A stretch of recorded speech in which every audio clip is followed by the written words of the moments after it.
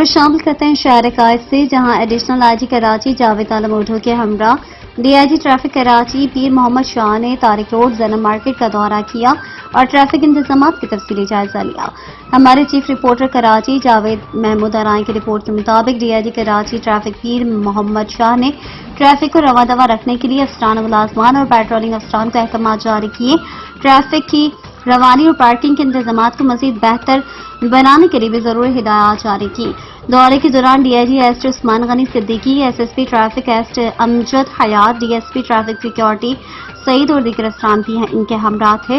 Additional IG Karachi Javed Alam Odho और DIG traffic Karachi पीर मोहम्मद शाह ने Tariq road ताजिर association के अहदेदारान चेयरमैन नासिर महमूद, सदर इलियास मेमन, जैनब मार्केट के सदर फहीम नूरी और दीगर ताजिरों से मुलाकातें की। डीआईजी ट्रैफिक कराची पीर मोहम्मद शाह ने मीडिया से बातचीत करते हुए कहा कि कराची ट्रैफिक पुलिस शहरियों को सफरी सहूलियात फराहम करने के लिए पुरअज़्म है और आवाम से अपील करती है कि ट्रैफिक का रवा दवा रखने में ट्रैफिक पुलिस के साथ ताउन करें।